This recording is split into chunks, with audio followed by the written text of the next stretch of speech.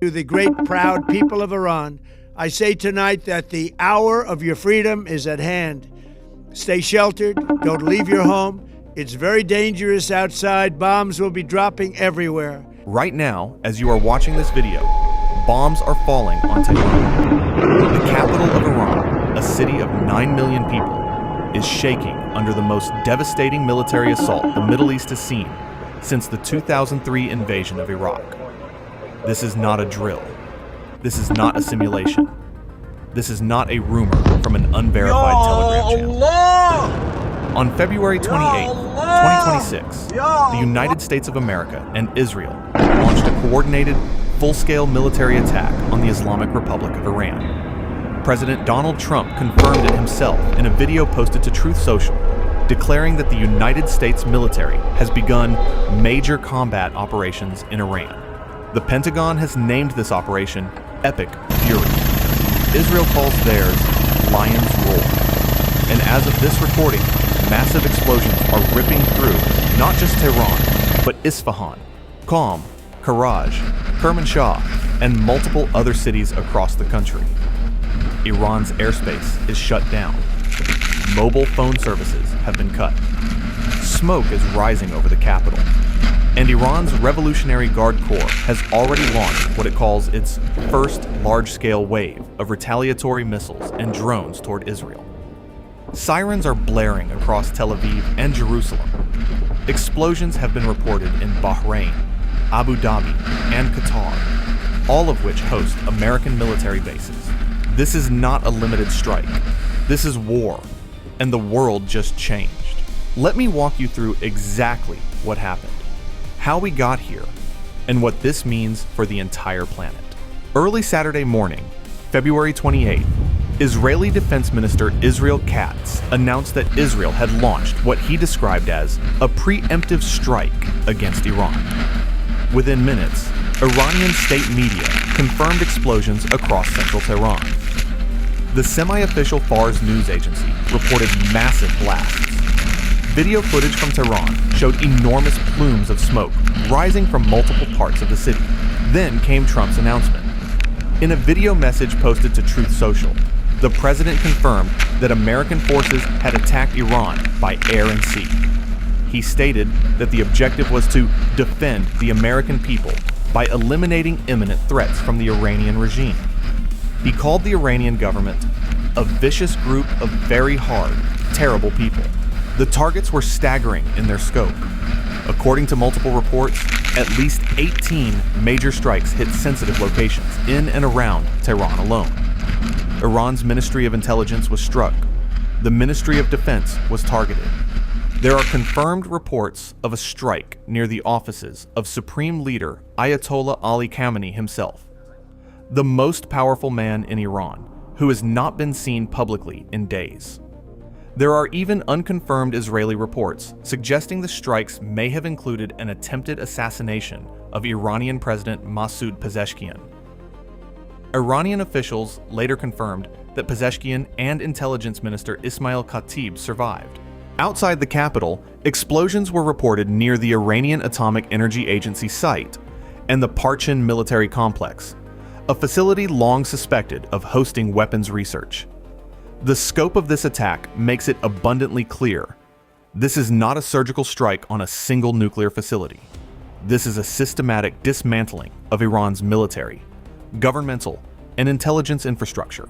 Israeli Prime Minister Benjamin Netanyahu released his own video statement, saying the joint operation was launched to remove the existential threat posed by the terror regime in Iran.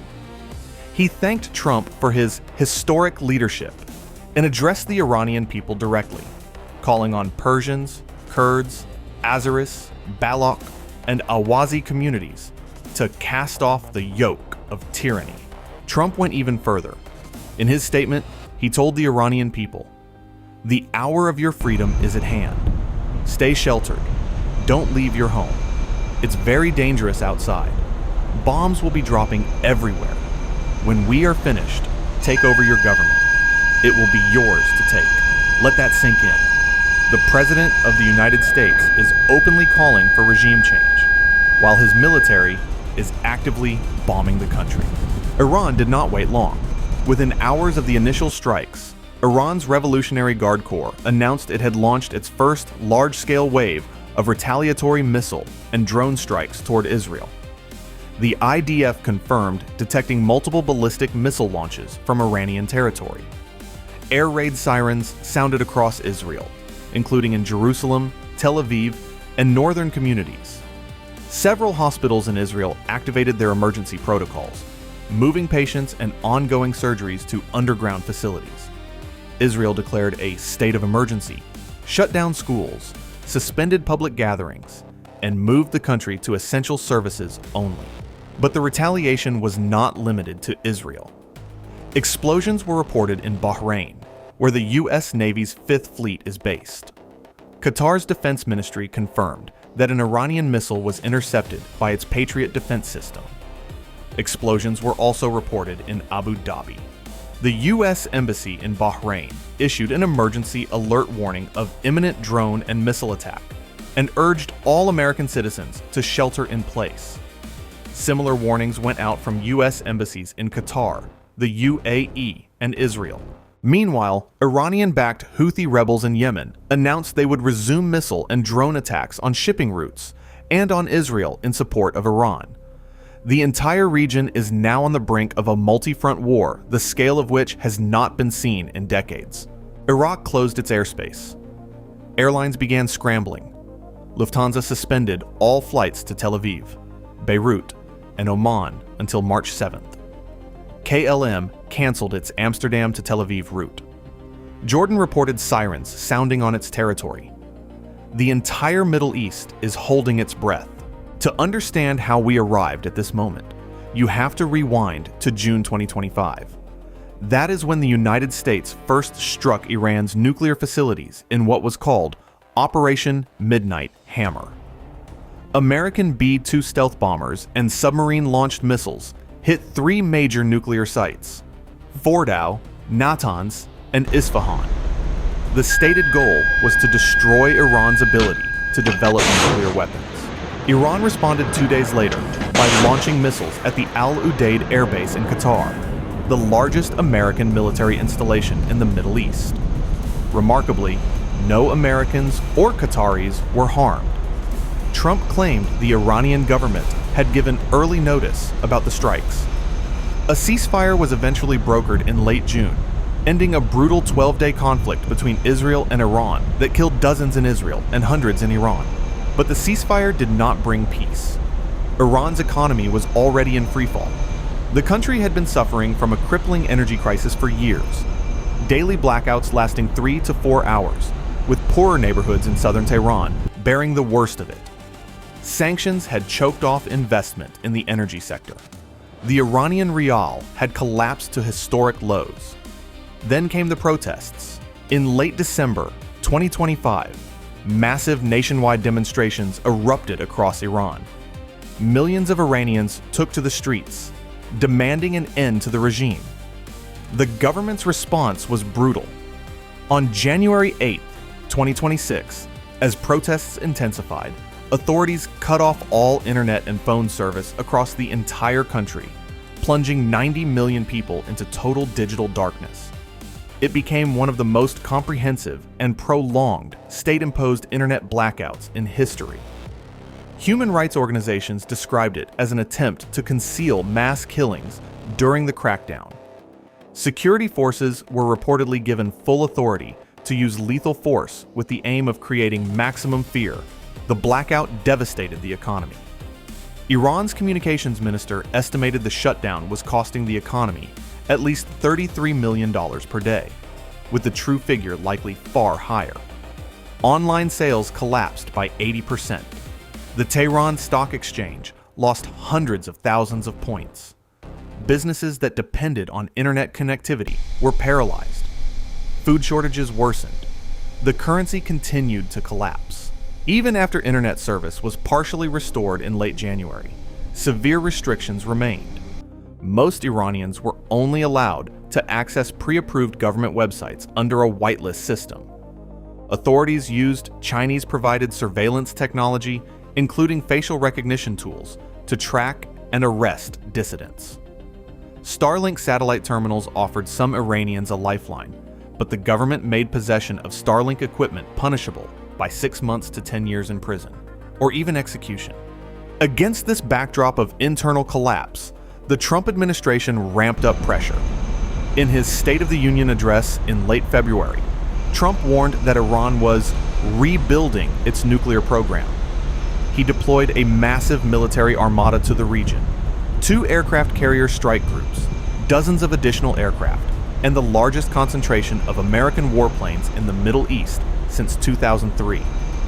3 rounds of negotiations took place in Switzerland, with Oman mediating, but they collapsed. The U.S. demanded 0 uranium enrichment. Iran refused.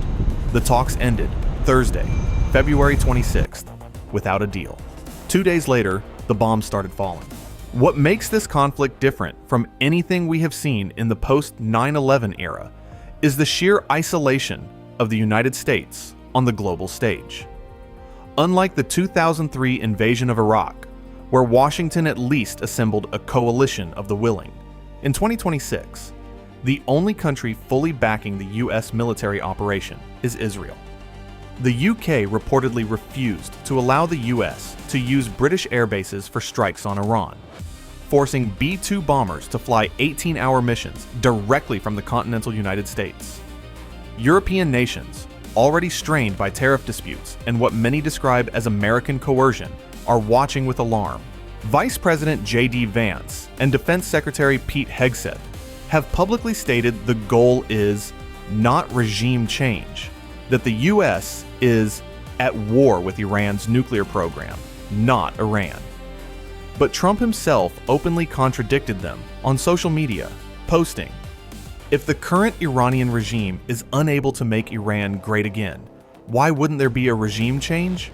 The contradictions within the administration are stark. There is no clear endgame.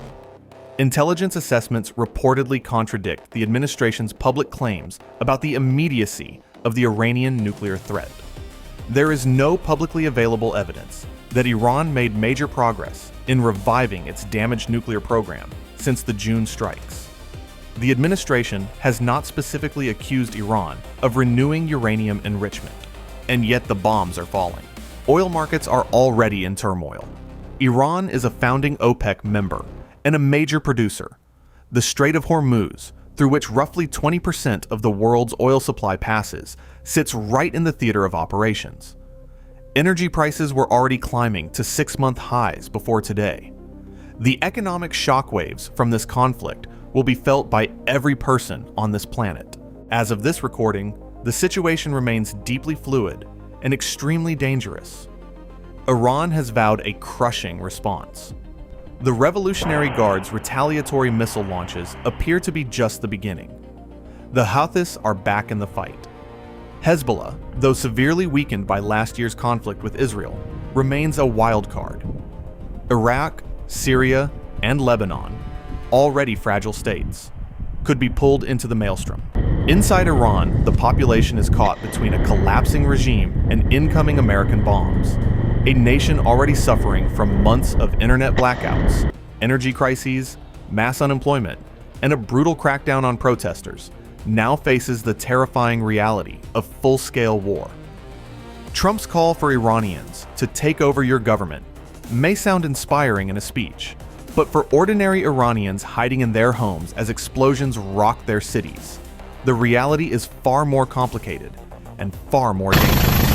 Iran's Ministry of Interior has already issued a statement saying it would preserve order and peace, widely interpreted as a warning to protesters not to take advantage of the chaos to take to the streets. Iran's leading news agencies, IRNA and ISNA, have reportedly been hacked amid the attacks. The information landscape inside Iran is almost completely dark. The world is watching. Global markets will react violently when they open. Oil prices could spike to levels not seen in decades. Supply chains that were already strained will face new disruptions. Countries across the Middle East are bracing for spillover. We are living through a historic moment. On February 28, 2026, the United States and Israel launched the largest military operation against Iran in history. Whether this leads to the fall of the Iranian regime, a protracted regional war, or something no one can yet predict, one thing is certain: the Middle East and the world will never be the same after today. I will be covering this story as it develops. If you want to stay informed, subscribe to this channel and turn on notifications. Share this video with anyone who needs to understand what is happening right now. Stay safe out there. The world is watching. In naval combat, distance is survival. Every weapon system has a range. Every defensive layer has a boundary. Every protocol is calibrated to time, and time is measured in the meters between you and the threat. When the IRGCN closed that distance to less than 200 meters before the first American weapon fired, every calculation the U.S. Navy had relied on for decades collapsed in real time. Because at 200 meters, there is no warning shot.